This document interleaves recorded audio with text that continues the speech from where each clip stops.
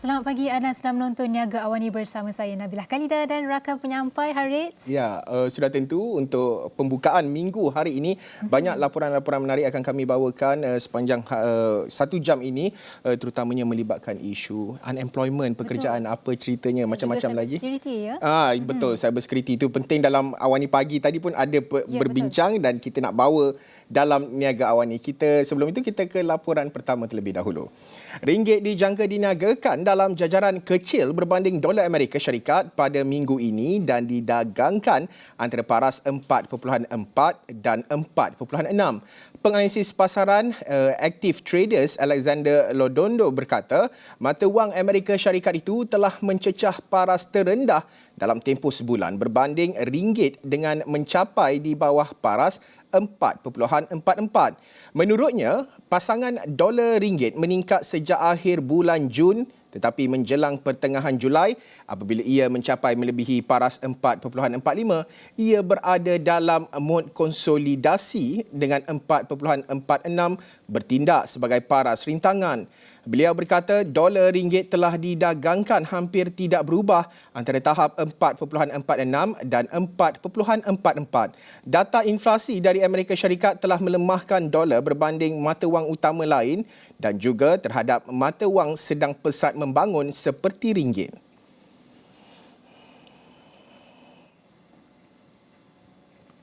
Momentum belian di Bursa Malaysia dijangka berterusan ke minggu ini dengan indeks penanda aras FTSE Bursa Malaysia KLCI bergerak melepasi paras psikologi 1,500 di sepanjang minggu didorong oleh sentimen pasaran yang positif. Pengarah Eksekutif dan Pengurus Dana Inter-Pacific Asset Management Sendirian Berhad Datuk Nazrihan berkata bursa tempatan kembali pulih memandangkan ia telah bergerak di bawah paras psikologi 1,500 untuk beberapa ketika.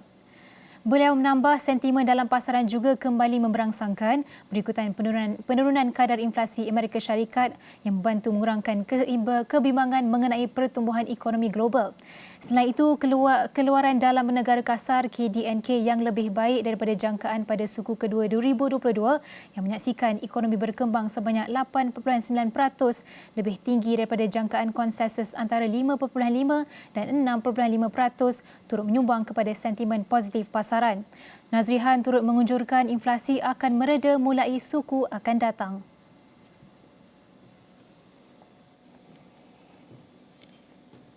Kontrak niaga hadapan minyak sawit mentah MSM di Bursa Malaysia Derivatives diunjurkan diniagakan tinggi minggu ini kerana juru ukur kargo menjangkakan anggaran ekspor minyak sawit yang lebih tinggi. Peniaga minyak sawit David Ng menjangkakan pasaran minggu ini akan didagangkan dengan kecenderungan meningkat dengan harga komoditi itu dijangka diniagakan antara RM4,000 dan RM4,600 setan metrik disebabkan jangkaan ekspor yang lebih kukuh. Bagi dagangan minggu lepas, niaga hadapan MSM Malaysia kebanyakannya diniagakan lebih tinggi disokong oleh keuntungan dalam niaga hadapan minyak kacang soya di Lembaga Dagangan Chicago CBOT dan sentimen yang lebih kukuh dalam pasaran global. Bagaimanapun, Malaysia akan terus menghadapi persaingan sengit dalam pasaran MSM dari Indonesia kerana negara itu akan menghapuskan inventory yang melambung tinggi menjelang bulan pengeluaran puncaknya.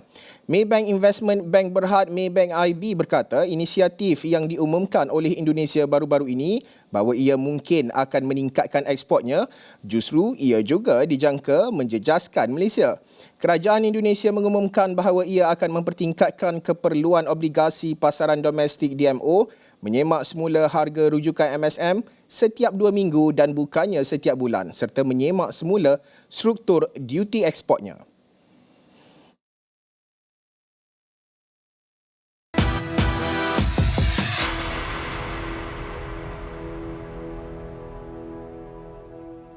Baik, kita akan teruskan juga mengenai minyak di Malaysia dan juga pasaran gas lah secara global. Yeah. Dan kita akan teruskan dengan Shan Said selepas ini. It's all about oil and gas globally. Oil and natural gas are up over 30% now. Shrinking flow of Russian natural gas to Europe have triggered a global risk among US allies to secure American gas exports, testing the country's ability to meet fast-growing demand. And Russia throttled deliveries of natural gas to Europe after the containment adopted a flurry of sanctions over its invasion of Ukraine. And that change has left Europe scrambling to secure alternatives, especially from the US. The continent's liquefied natural gas, or LNG, imports from the US more than doubled between March and June from the year. And a global demand for energy is forecast to reach nearly 78 billion cubic feet a day by 2030, a nearly 60% increase from 2021. Demand from the US LNG is expected to more than double by the end of this decade. And joining us this morning is Shan Said, Chief Economist at Juai IQI. So Shan, increased European demand is reshaping the global LNG markets as cargoes headed to Asia and other regions are redirected to European. Do you think LNG is the future and price competition is going to get stiff? What do you think? Yes, thank you, Nabilah. I still remember 12 years ago, I attended Cambridge Energy networking event in Houston, Texas, USA.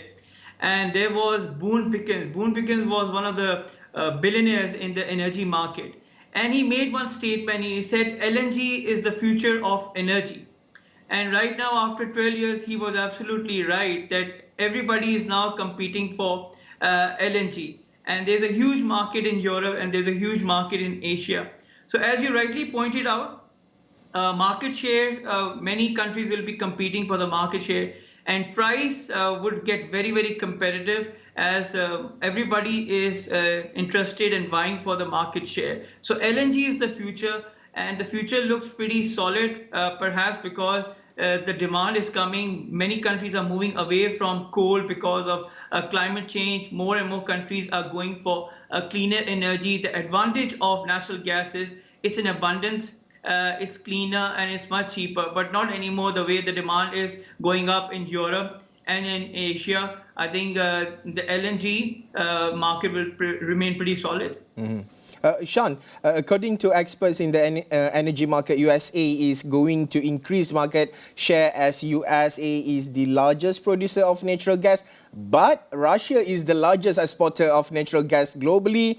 Maybe who is going to lead the market, Russia or USA?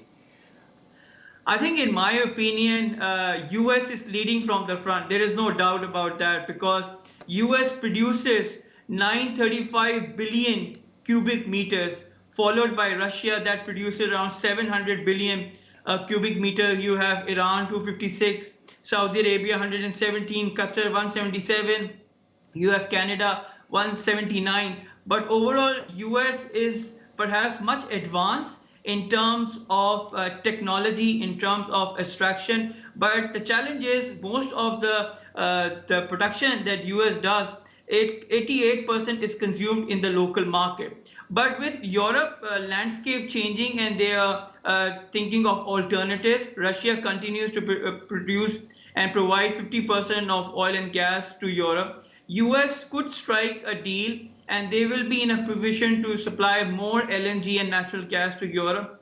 It will take time, but obviously US is leading from the front. But if I were to compare US and Russia in terms of the market leadership, US is #1, but Russia is obviously the biggest exporter of oil and gas. So the market looks pretty challenging in the next 2 to 3 years. Let's see who takes the leadership role in the next 2 to 3 years. Mm-hmm. Natural gas, Shan, is effectively the only driver of commodities recently about all commodities segments, except energy are below pre-Ukraine levels. So within this energy, most of the gains were in natural gas, as there is no alternative to Russian gas, and this will likely to continue. So what's the outlook for natural gas and Brent oil for the half of this year? I think we have not changed our forecast for H2. And we still maintain, although oil prices are down, but they're still up 25% year to date. We made a forecast in June, July. We still maintain that oil prices will meander around 110 and $150 per barrel. As far as natural gas is concerned, we still maintain $10 BTU by December 2022. So overall, it is based on the premise that there will be supply hiccups. The demand curve is higher than the supply curve. Oil market continues to stay in backwardation phase. What is backwardation phase? When your spot price is higher than the future. And obviously, you have geopolitical risk and US dollar depreciating. So if US dollar depreciates further, I think that will put commodity prices back on the global investors' radar. So we at Joy IQI, we are still quite buoyant on the outlook of oil and natural gas for the next 2 to 3 years. Sean, I know you follow the Brent copper ratio very closely, which suggests that global manufacturing activity will remain under severe pressure. However, all giant like Saudi Aramco made $49 billion in second quarter, taking its market cap to $2.4 trillion. Is this the new driver for the market in terms of spending spree? Yes, Harits, you absolutely asked a very important question. As you know that all the oil and gas companies, they are making massive profit. And Saudi Aramco, that as you pointed out, their market cap has touched $2.4 trillion. And this is massive.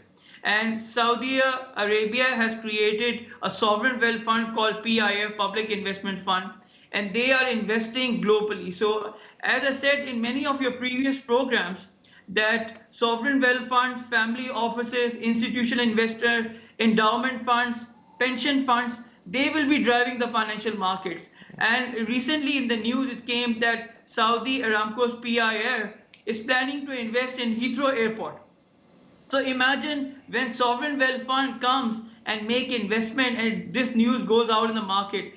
This will drive the financial markets, not only the Gulf sovereign wealth fund, but globally. You have so many funds, sovereign wealth, who are taking position, family offices, hedge funds. They are very aggressive in the market because there are a lot of opportunities in the market. So I think this trend will continue for the next 3 to 4 years. Looking at Malaysia, Shan, where do you foresee Malaysia LNG market in the 2 years to come, and also in the ASEAN region? Will countries be fighting for market share or price share? What do you think? Yes, I have been networking with my so many Malaysian friends, and oil and gas is one of my favorite events. Malaysia holds a very strategic position because, as you know, the three biggest LNG importers are Japan, China, and South Korea. And by 2024, 2025, China will become the largest importer of LNG. Malaysia, according to the World Energy Sources, produces 75 billion cubic meters of natural gas, which is very significant, followed by Indonesia, which is around 59-60 billion.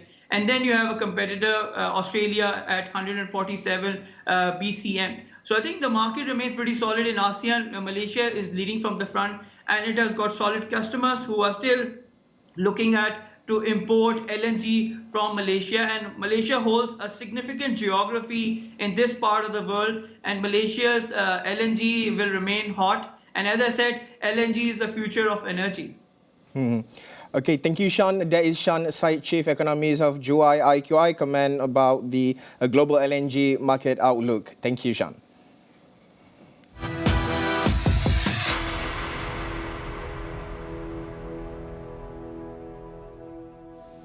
Kita ke laporan seterusnya. Ekonomi Malaysia yang mencatatkan pertumbuhan kukuh sebanyak 8.9% pada suku kedua 2022 membuktikan dakwaan pembangkang bahawa kononnya negara akan bangkrap adalah tidak benar. Perdana Menteri Datuk Seri Ismail Sabri Yaakob berkata pertumbuhan positif tersebut antaranya disumbangkan oleh dasar monetary dan keputusan kerajaan untuk membuka sektor ekonomi serta sempadan negara.